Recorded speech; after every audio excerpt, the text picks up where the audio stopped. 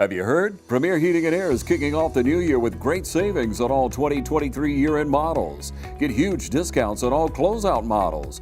So call Premier Heating and Air while these new 2023 year-end models last. And right now, get up to $2,000 federal tax credit on qualified systems. Great deals with tax season almost here. Premier Heating and Air, where financing is available for all homeowners. Log on to dublin.premierishere.com or call 478-300-2633 and experience a Premier difference today. Premier Heating and Air is a locally owned and operated company.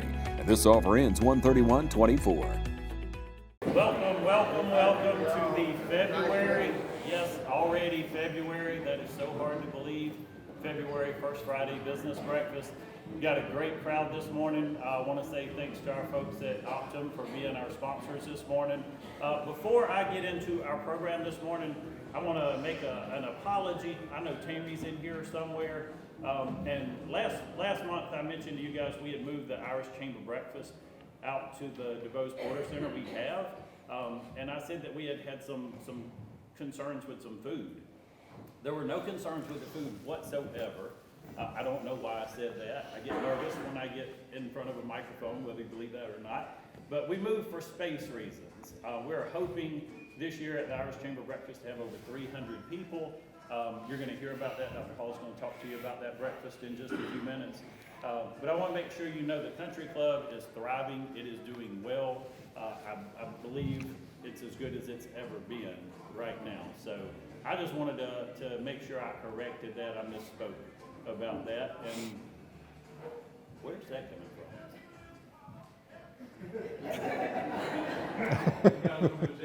Let's see if we can get James to take a break for a minute. He's rocking.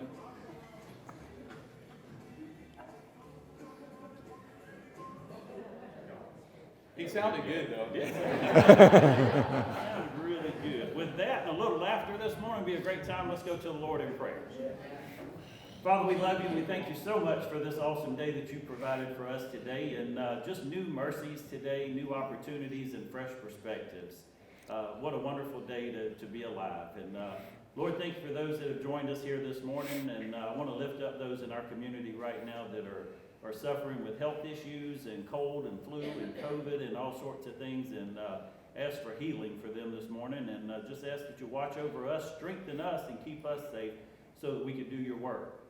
We ask your blessings on this meeting this morning. I pray that everything said and done here today would bring honor and glory to you. And thank you for the wonderful meal that's been provided. Bless it to the nourishment of our bodies and our bodies to your service. In Christ's name, amen. Amen. If you would stand and join me in the Pledge of Allegiance.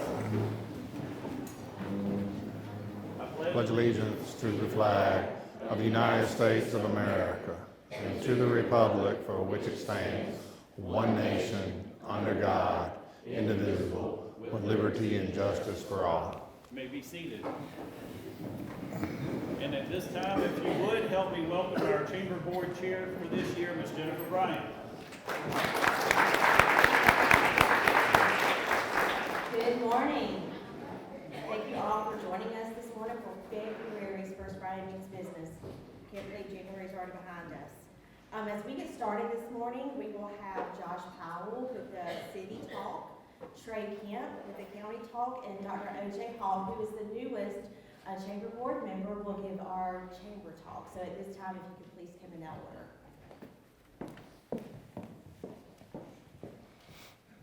Good morning, everyone. Glad to be here this morning with you. I had prepared a whole lot to talk about public safety in our police department and what we're doing there, and then I saw that Chief Moon was coming to speak today. In all seriousness though, you saw recently in the news, the police department has laid down the hammer along with several other agencies, local law enforcement, on some of our gangs, and MPL is going down, and we are continuing to move forward. Our mayor and council, as well as myself, fully support the chief and all that he's going to talk about today, and all the efforts that they're taking to protect us and our community and keep us safe. That's very important to all of us. And that's important for events like all the fun things that are coming up in March. And if you watch, keep track of groundhogs, you may have seen up in Pennsylvania, it's been predicted for an early spring, so hopefully we'll have some good weather for the fun that we've got coming up soon. I did want to say, we've got our Madison Street streetscape project.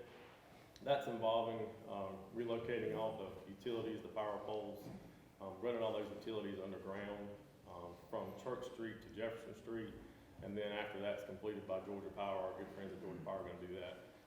We're going to come back with a contractor and do some streetscape work, some tree planting, some new lighting, and do some bump outs to create a nice pedestrian-friendly corridor out there to lead down to the market. And that work, thankfully, back when we were planning this, and the St. Patrick's Festival Committee and Pig in the Park Group and Downtown Development Authority were meeting with us back in May, I think, or June of last year. We didn't exactly know when that construction was going to begin, so now we've got a firm date on that, and thankfully, a lot of the events that we thought were going to have to be relocated from the farmers market are going to be able to occur there this year as well. So I'm looking forward to that. Pig in the Park, I believe they're planning on having that at the farmers market as usual, as well as the arts and crafts will take place at its usual place there at the farmers market. So looking forward to all that, and looking forward to hearing from the chief this morning. Thank y'all for having me.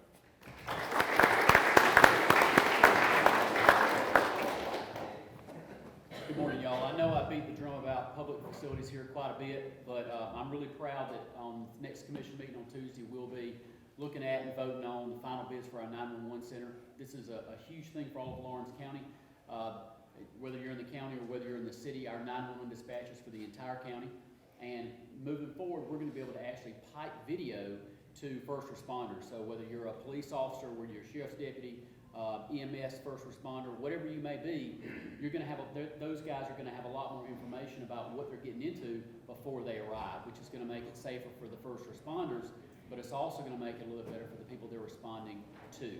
And so I think Lawrence County is going to be a lot safer tomorrow than it was yesterday. Thank y'all for having me.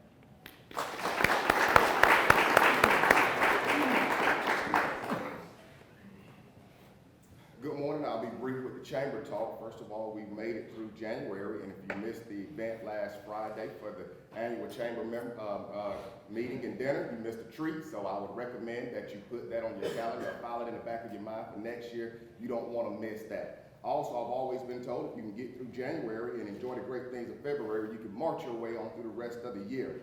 And you know what March means here in Dublin, Georgia. So you know what we have to look forward to. And here at the Chamber, we like to participate in those events, and we'll have the 40th Annual Irish Chamber Breakfast. It will be on March 12th, 7:30 to 9 o'clock a.m. at the DeVos Porter Center, which is at OFTC. Our guest speaker will be the 2004 Olympic silver medalist, Miss Martisa McClendon. She's an African-American woman who has roots here, and her mission to inspire all generations to overcome obstacles and overcome their fears. She has made it her mission to bring swimming into the forefront of all conversations. She will have her medal with her, and we will be allowed to take pictures. Once again, continue to enjoy the festivities of this month, and then as we move into March, we encourage you to join us at that event as well. It typically sells out every single year. Tables of 8 are for $350. Chamber members, individual tickets are $40, and non-chamber members, $55. So we do ask that you join us and help participate in that event with us in the wonderful month of March. Thank you.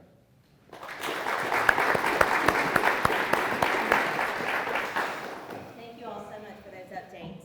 At this time, we are delighted to have Optum, sir?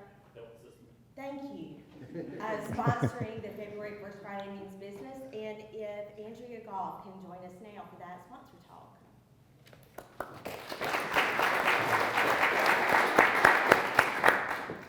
Thank y'all so much for having us and allowing us to sponsor this event. This is one of our highlights of the year. We were able to do it a lot earlier this year. Usually we do it in September, so we're excited to do it this month. I wore pink because I'm thinking Valentine's, but I heard it's Red Day, so just think of this as a shade of red.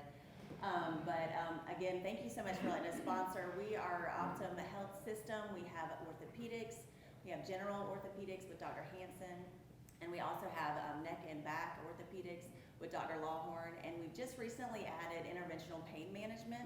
And so at this time, I'd like to introduce Dr. Michael Apiadu, who is our new interventional pain management provider, just to introduce himself to you.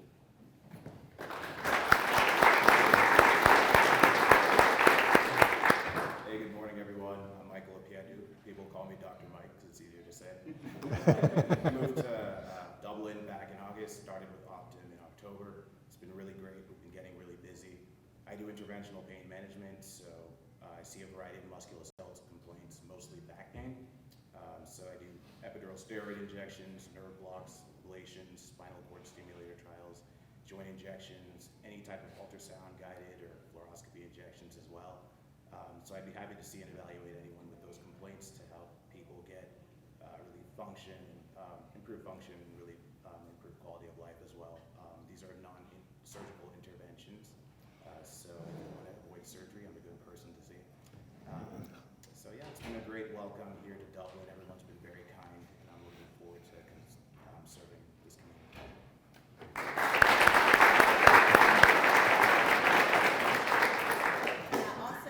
We have a program called Optum Impact, where we use athletic trainers and physical therapists, which is another side of our Optum Health system.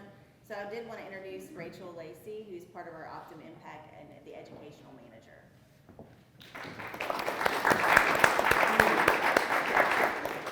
I'm shorty, sorry. I can tilt it. Okay, thanks, the short one. Hi, I'm Rachel Lacey. I'm with Optum Health Systems. I'm coming out of Statesboro. But what our Optum Impact program is we're basically taking, athletic trainers from Friday Night Football. That's kind of what everybody knows for, or from NFL TV. But we think that everybody should have one. So we've started an impact program where we're having athletic trainers at workplaces. So right now we're with, Statesboro Fire and Police and their cities. So we're seeing a lot of people who use their bodies for their living, right? Fire, police, public works, public utilities. So something that we're interested in bringing to other communities as well. And it just seems to really help. Kids don't get to have all the good stuff, right?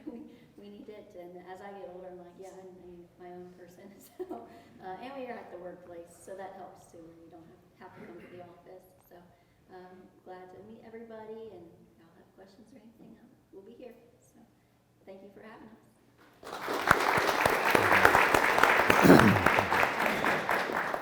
Thank you again to Optum Health Systems. At this time, I would like to introduce Chief Moon, and as you all know, law enforcement is very near and dear to my heart. Keith grew up in Scotland, Georgia. He began his law enforcement career at Telfair County Sheriff's Department, where he earned the position of Sergeant over the road patrol. In February of 1998, Keith joined the Dublin Police Department as a patrolman. While in the patrol division, Keith was promoted to corporal and sergeant. In 2008, he moved to the Criminal Investigations Department to assist with computer crimes and digital forensics. In November of 2014, Moon was promoted to the rank of lieutenant. And during his time with the Dublin Police Department, Moon held the position of commander of the tactical team and served as an instructor. In December of 2021, Moon was named as interim chief, and in September of 2022, he was tapped as the next chief of the Dublin Police Department. Chief Moon is married to Marissa, and in his free time he enjoys woodworking, hiking, and camping. So at this time, Chief Moon and Heath Taylor, we will have a portion of question and answer time. Thank you so much for joining us today. Hi, I'm Dr. Dustin Gay. I'm a local orthopedic surgeon with Houston Clinic Orthopedics, and we'd really like to invite everybody to come out to our new office facility to take a look at it. It's a larger space with physical therapy, and we're just excited to have it, and we'd love for people to come out and visit us. Come by and see us today at our brand new location, the Houston Clinic, Medical Drive in Dublin. The weather's a little cool, but the deals are hot here at Dublin Nissan. With our highest inventory in years, now's the time to get a great deal at Dublin Nissan. You can save on your price, at the pump, and even more on a Nissan EV. Call or click mydublinnissan.com. I want to say thank you first, Chief Moon, for taking time this morning to be with us, and that we can sit with you and smile with you. That's a good reminder, I think, for folks to know that you guys are our friends. You're not here to catch us doing something or something wrong, but you're actually here to help us and support us, and we appreciate your efforts. I want to start out, got a list of questions here. I've been asking folks in the community for the last 2 weeks or so since you and I last talked, what were their concerns. And the first one, and more overwhelming, was the view from a law enforcement perspective. What do you guys see as your top one, maybe two items that are on your list to address or concerns, and what are you doing to address those concerns? Well, I think the main thing right now that we're looking at is community involvement, community policing, and the second thing would be retention and hiring of officers. That's the two things at the top of the list. And one of the things we're doing in the community, of course, law enforcement has a very narrow toolbox in and by itself of what we can do in the community. But when we work with the community to figure out problems, we expand that toolbox, and the community is a lot better at coming up with methods of solving problems than we are because of our narrow toolbox. And so we rely heavily on the community for feedback, and I think that's where we're going right now with that. So. Okay. Another concern, and I believe our city manager as well as commissioner this morning made reference to safety gangs in the community. Give us an update and tell us what we need to know about a gang situation here in Dublin. Well, we recently, last Tuesday, finished up I think, 11-month operation with various agencies. It's been going on for a while. Had a lot of outlets that were helping us, and that culminated in the arrest of what we call the most violent in our community. But I think the thing I'd like to say this morning to make this a little more granular about why we are doing what we do. About 2 years before I became interim chief, I was commander of the tactical team, and I was asked by the narcotics unit to plan a search warrant in Jones Village of a house that they had been working on for a while.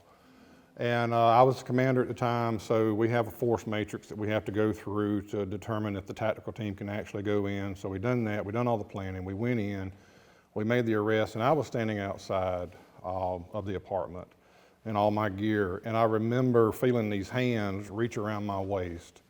And there was a lady behind me that hugged me from the back and said, "Thank you, I can sit on my porch now." And let me go and went back to her apartment.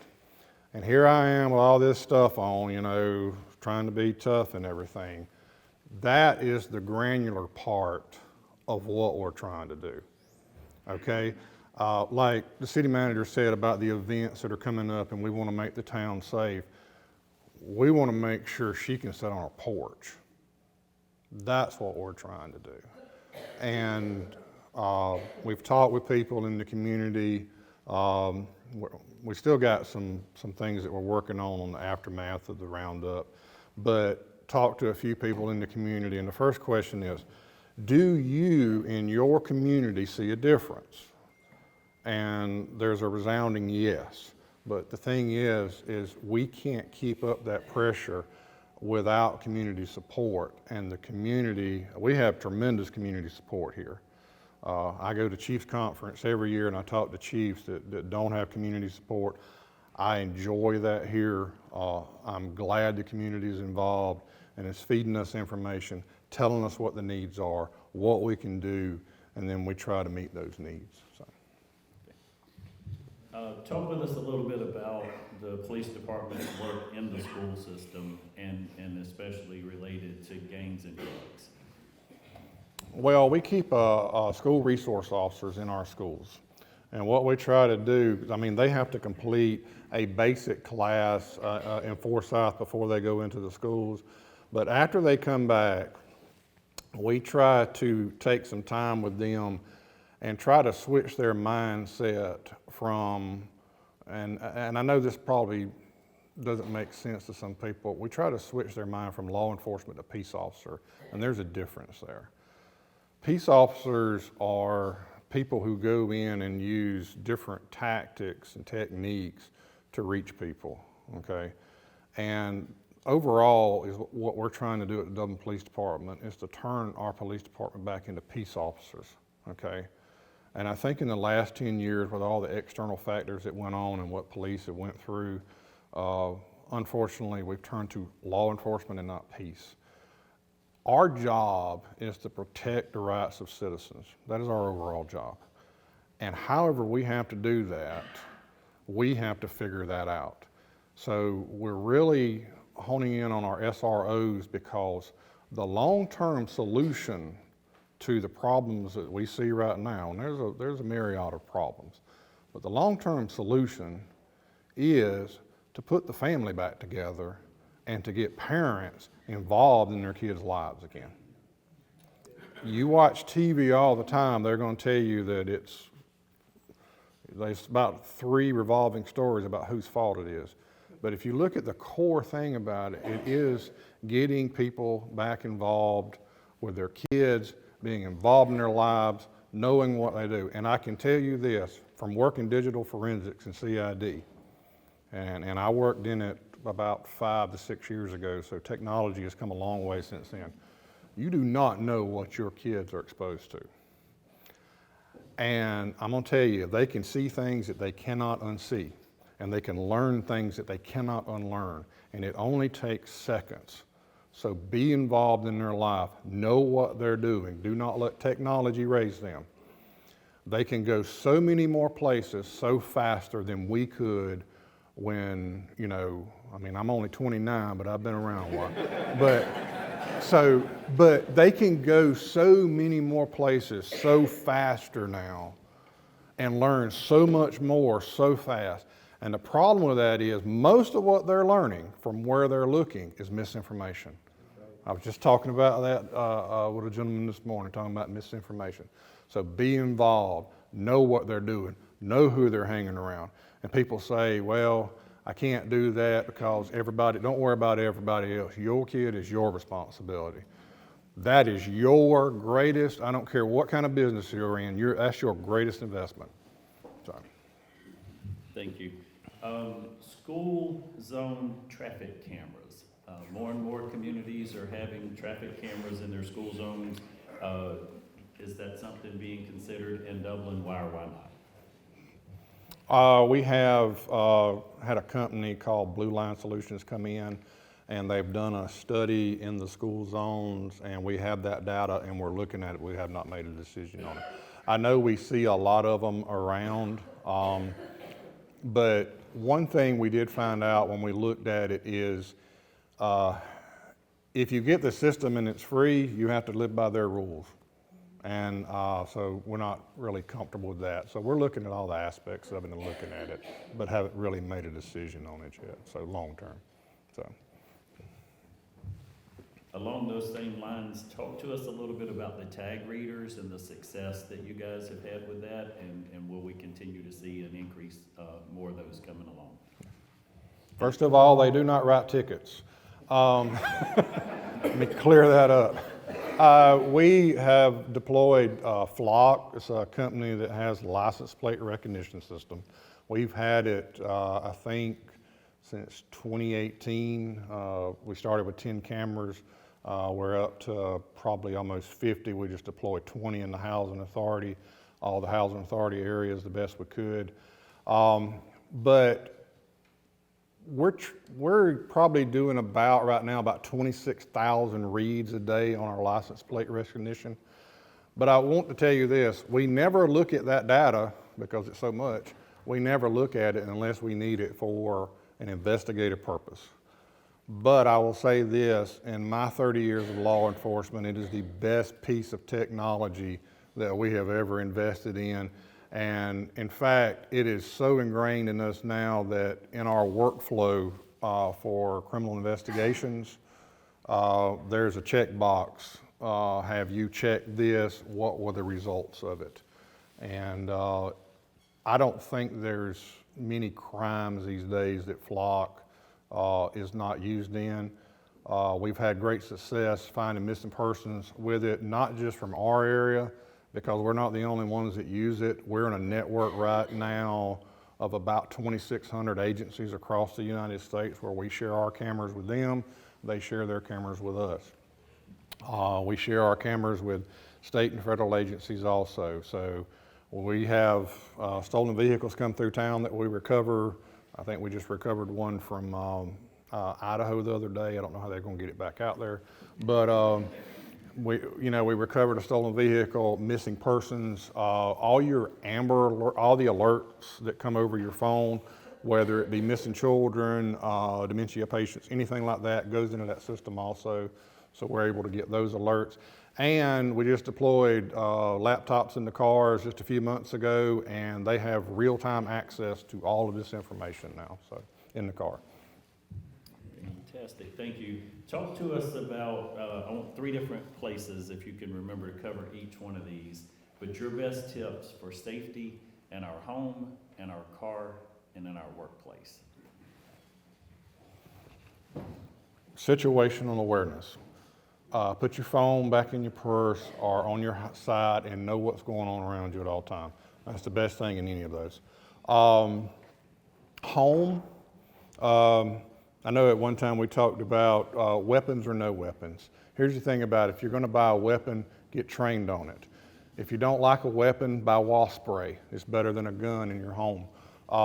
And if you spray somebody with wasp spray, you pretty much, made them pretty much neutral in your home. They're not going to do anything. The thing about a gun is in home, and that's a big issue these days, should I get a gun in my home for home protection? Okay, so how many of you can wake up and be fully aware out of bed?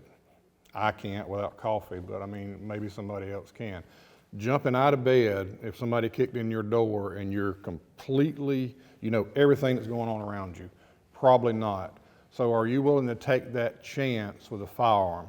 So do other things, preventive. Make sure, I know we don't like to pay, the electric bill that much, but make sure you have lights around your house. Make sure you have an alarm system, and if it's not a monitored alarm system, just one that's local to your home. Cut the shrubs. Make sure that you lock your vehicles, please, because most weapons that we take off gang members come out of entered autos and thefts out of neighborhoods. And they know this, that's why they go and target those neighborhoods. So please take your weapons in the house and lock your vehicles. Make it harder for people to do anything at your home. Workplace, know your safe areas. Be vigilant. We do active violence training. Anytime anybody asks, we just done one, I think yesterday at Wings. We go into anywhere, and I know the Sheriff's Department does this too. We will go in and do a mock assessment, and we'll even, if you want to, we'll do what we call a mock firing, where we actually are firing blank guns and letting you feel what it feels like to be in that situation, to know how you would react in a tense situation. What are your safe areas? Do you have a hiding place? Do you know where the exits are in your workplace and all that? But I think the biggest thing, if I could tell you, just situational awareness, know what's going on around you, whether you're in your home, whether you're in your workplace, whether you're out and about in the community. If you're out and about, situational awareness is a big thing. We have people that are walking around looking at their phones, and we get calls to it, medical calls, where somebody has walked over a curve and face planted in a parking lot, from reading a phone. Well, they were not aware of what was going on in their surroundings. Please be aware of what's going on. So, if you would cover, you mentioned not having a firearm in the home. I would say, looking around the room, and I know a lot of folks here, and some of them I've been to their house, they might have a firearm in their home. What do you recommend or suggest if we're going to have one, and talk about that a little bit? Okay. Let me put this disclaimer on this. This is my opinion, okay? I've been a firearms instructor for about 20 years. Do not have a pistol, rifle, or anything like that. Get you a shotgun, and they make home defense rounds. It can be anything from rubber bullets to what we call fletchet rounds, which usually are not going to kill somebody, but they're not going to want to exist where you are at when you shoot them with it. The reason being, it's easier to control. The penetration of the round is not so much. I mean, I think we were talking about this one time. In my house, if somebody kicked in my door and I confronted them in my kitchen. My daughter's room is behind them. So I don't ever want to be faced with that situation, okay? Shotguns with less lethal rounds, which you can buy them now just like we can, rubber bullets, rubber pellets, fletchet rounds, home defense rounds and stuff like that. I personally think that's the best thing going as far as safety and being able, if you want a gun in your home, I think personally that's the best thing going that you can have, which is also safe for your own family. Because anytime you shoot something, a bullet, you own that bullet until it stops. And you don't want it to wind up in one of your family members. So. And that would be a pump. Mention that, the pump. Huh? Mention about the pump shotgun. The pump shotgun, yeah, well, it's easier to work that than sometimes it is a semi-automatic. So, and it's more reliable too. So, and the biggest thing about a pump shotgun, who in here does not know what a shotgun sounds like? My point exactly. You might have learned it off of TV, but everybody in the world knows what a pump shotgun. And if you walk to the door of your house or in the kitchen and you, it's a universal sound. I don't know if they teach it in 3rd grade or what, but it is a universal sound. Everybody knows what it sounds like, and it's an eerie sound too. So. One more question here. How can our police departments work with mental health professionals to ensure that individuals with mental illness receive appropriate treatment instead of being criminalized? Okay, so right now the local law enforcement attends a first responders group quarterly with mental health. And what we have found out in those meetings is the best thing, they've developed a QR code that we have in our cruisers now. It's a very short form. So when we come in contact with someone that's in crisis, or even if we think they're in crisis, we're able to scan that QR code with our phones and put limited information in there, and then it goes to mental health, and then they follow up with them. We have found that in the workings of law enforcement, the best thing is to get a mental health professional in contact with that person who may or may not be in crisis at that time as quickly as possible.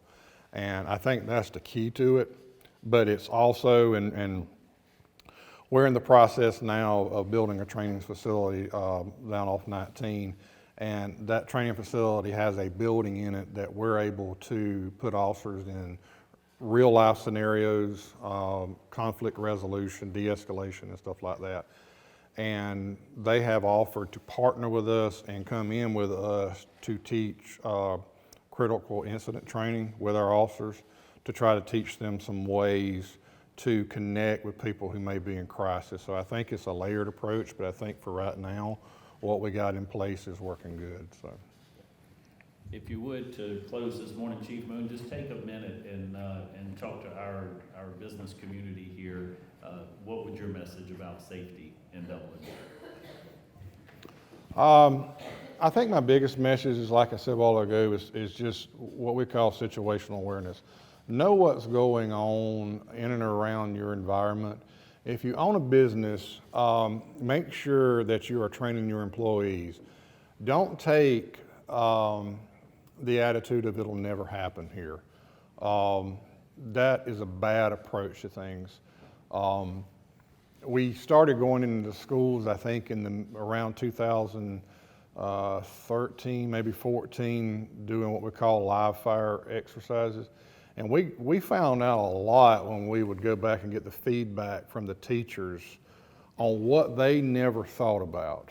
Well, if you translate that into your business also about being safe inside of your business environment, make sure you're training your people. And if you take 15 minutes from time to time, and I know it's probably a subject matter we don't want to talk about and then we don't want to probably confront a lot of times, but it only takes a few minutes to look and see, are my surroundings safe? Am I providing a safe environment for my employees? What would happen? What would I do if this happened? And just make your own scenarios and make sure you work through those with your employees. And you'll probably find out a lot of information, a lot of their concerns about stuff. And if you ever want us to come in and do assessments or drills, lab drills, or just what we call static drills, we're happy to do that. But I think situational awareness is the biggest thing that we see these days. And I hate to keep beating this drum, but social media sometimes makes us zombies to what's going on around us. And we see a lot of times in crimes where people probably could have avoided it if they'd have been watching what was going on around them. So let's say thank you to Chief Moon.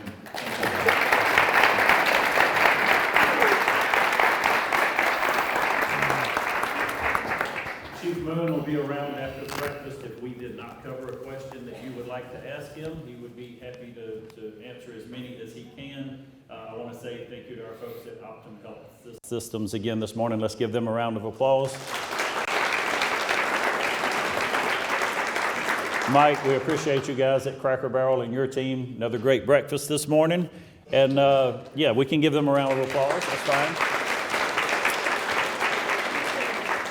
I do want to remind you, we have right at 200 registered for the Irish Chamber Breakfast, so don't wait to get your table or your seat for that if you plan to attend. Don't forget, February 20th will be business after hours out at the Dublin Country Club. Love to see you out there on February 20th. A lot of great sponsors for that. And some of you may have got some phone calls yesterday from a group that we've partnered with, Target Marketing, to work on our chamber directory. We've got a lot of new people coming to the community, a lot of jobs. Our development authority is doing a great job of bringing jobs here. So we are producing a community guide, a community directory. So if you get a phone call from somebody, if you're not sure if it's legit, please give us a call at the office and ask us, is this person working with the chamber? That's okay. I'm fine with you doing that. But I want you to know that they will be calling. They may ask you if you want to have an opportunity to advertise in that, but you will be listed in that directory as a chamber member. Whether you spend any money, do anything at all, advertising or anything else, as a chamber member, you are listed in that directory. So thank you for your membership and your investment. And I want to just leave you with this. I mentioned this morning, I thought about it. It's a new day. A new day, new perspective, new ideas, new opportunities. The book of Lamentations says his mercies are new every day. And so those same mercies that we have, our job is to share those mercies with other folks that we come in contact with today. Remember how blessed you are, and remember you're blessed to be a blessing to others. And together we'll have a great day for business in Dublin and Lawrence County. We're adjourned.